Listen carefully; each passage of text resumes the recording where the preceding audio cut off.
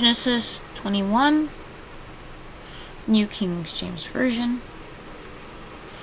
Isaac is born. And the Lord visited Sarah, and he had said, the Lord did for Sarah as he had spoken. For Sarah conceived and bore Abraham a son in his old age at the set time of which God had spoken to him.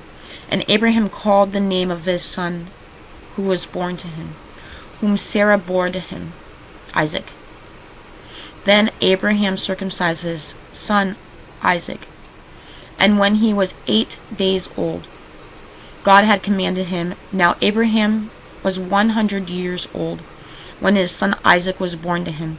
And Sarah said, God has made me laugh, and all who hears will laugh with me.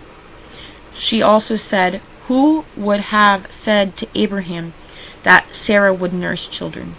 For I have borne him a son in his old age. Hagar and Ishmael depart. So the child grew and was weaned.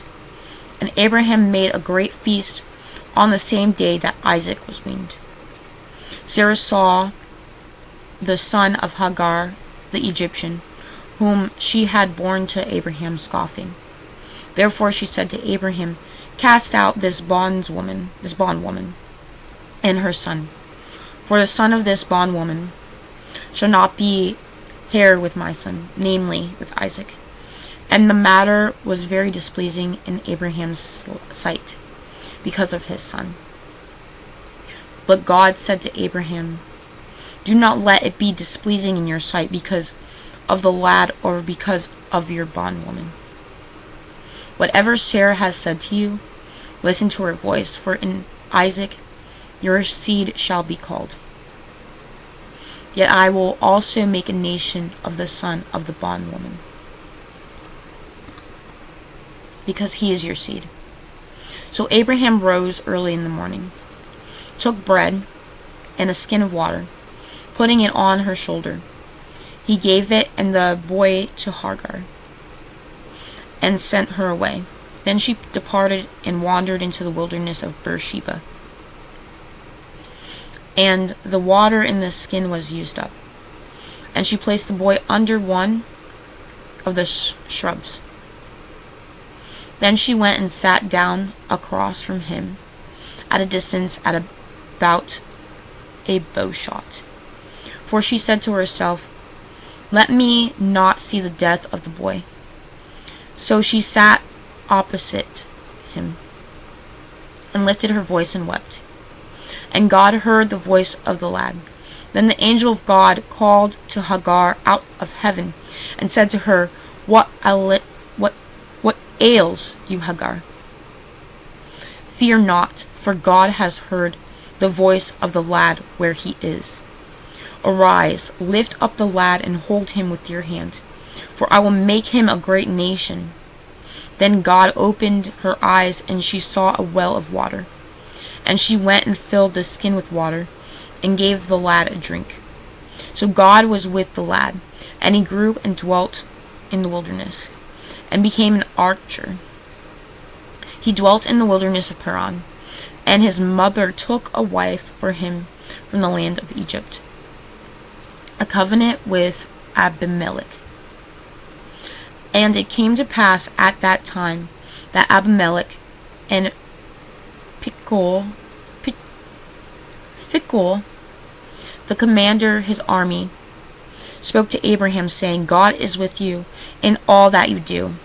Now therefore swear to me by God that you will not deal falsely with me, with my offspring or my posterity, but that according to the kindness that I have done to you, you will do to me and to the land in which you have dwelt.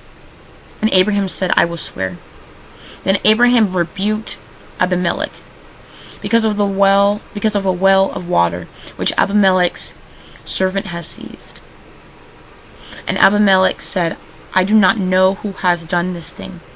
You did not tell me, nor had I heard of it until today. So Abraham took sheep and oxen and gave them to Abimelech. And the two of them made a covenant. And Abraham set 7 lambs of the flock by themselves. Then Abimelech asked Abraham,